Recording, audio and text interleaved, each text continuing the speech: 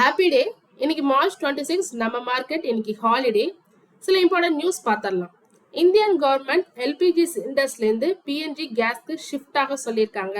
யார்கிட்டலாம் இப்போ pipelines connection இருக்கோ அவைலபிளாக இருக்கோ அவங்க சீக்கிரம் ஷிஃப்ட் ஆயிடணும். இதுக்காக 3 months டைம் பீரியட் கொடுத்துருக்காங்க. எல்பிஜி கனெக்ஷன் கட் ஆகலாம்னு சொல்லியிருக்காங்க. ஏன் இந்த டிசிஷன் பார்த்தீங்கன்னா LPG depends 60% on imports. So இம்போர்ட்ஸை நம்பி தான் இருக்கு. அதே பிஎன்ஜி நேச்சுரல் கேஸ் பார்த்தீங்கன்னா ஸ்டேபிளாக இருக்கு, டைவர்சிஃபைடாக இருக்கு. இந்தியாவில் டூ மெனி எல்பிஜி யூசர்ஸ் இருக்காங்க, கிட்டத்தட்ட 33 crore இருக்காங்க. அதே பிஎன்ஜி பார்த்தீங்கன்னா வெறும் 1.6 crore தான். ஸோ கவர்மெண்ட் இதை ஃபாஸ்ட்டாக அடாப்ட் பண்ணணும்னு சொல்லியிருக்காங்க. ஸோ இதனால ஸ்டாக் மார்க்கெட்ல எந்தெந்த ஸ்டாக்ஸ் டைரக்டா பெனிஃபிட் ஆகும், எந்தெந்த கம்பெனிஸ் பிஎன்ஜி டைரக்டா ஹோம்க்கு கொடுக்குறாங்கன்னு பார்க்கலாமா? ஃபர்ஸ்ட் அதானி டோட்டல் கேஸ், ரெண்டாவது இந்திரபிரஸ்தா கேஸ், மூணாவது மகாநகர் கேஸ், அண்ட் தென் நாலாவது குஜராத் கேஸ். ஸோ இவங்கெல்லாம் டைரக்டா வீட்டுக்கு பிஎன்ஜி சப்ளை கொடுக்குற கம்பெனிஸ். அடுத்ததா இன்டைரக்டா இதுக்கு சப்போர்ட்டிங் சிஸ்டம்னு ஒன்று இருக்கும்ல. ஸோ அது யார் பண்றாங்கன்னு பார்த்தீங்கன்னா பைப்லைன்ஸ் இன்ஃப்ராஸ்ட்ரக்சர்லாம் GAIL, Petronet LNG and Gujarat State Petronet. So இது எல்லா ஸ்டாக்ஸும் ஃபியூச்சர்ல லாங் டேர்ம்க்கு நம்ம வாட்ச் பண்ணணும். ஸோ ஏன்னா இந்தியாவில் இப்போதான் கொஞ்சம் கொஞ்சமாக இந்த பிஎன்ஜி பண்ண போகிறதா சொல்லியிருக்காங்க.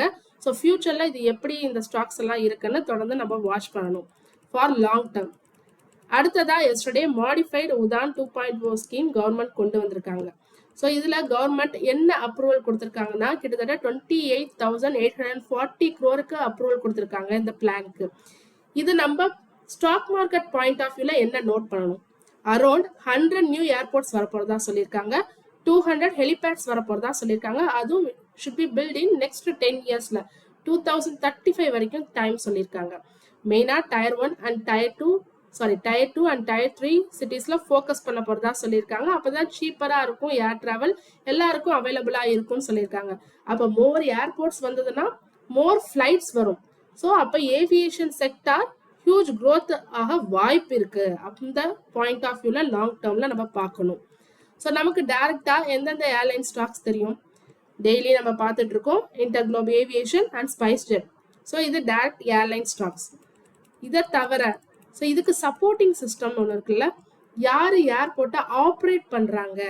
So GMR airports infrastructure and then Adani enterprises. So இவங்கெல்லாம் ஏர்போர்ட் ஆப்ரேட்டர்ஸ். ஸோ முன்னாடியெல்லாம் பார்த்தீங்கன்னா இவங்களுக்கு நிறைய ப்ராஜெக்ட் கிடைச்சிருக்கு இது ஓரியன்டா. ஸோ இந்த ஸ்டாக்ஸ் எல்லாம் லாங் டேர்ம்ல உதான் ஸ்கீம் கீழே என்னென்ன பயனளிக்கும், ஏதாவது ஆர்டர் கிடைக்குதான்னு நம்ம தொடர்ந்து வாட்ச் பண்ணணும்.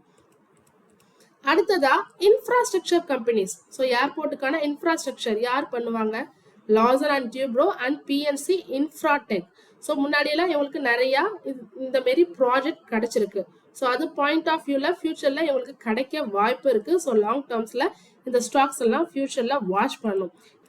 ஸோ தொடர்ந்து இதுமாரி யூஸ்ஃபுல்லான மார்க்கெட் அப்டேட்ஸ் வேணும்னா மறக்காம நம்ம சேனலை சப்ஸ்கிரைப் பண்ணுங்க. தேங்க்யூ.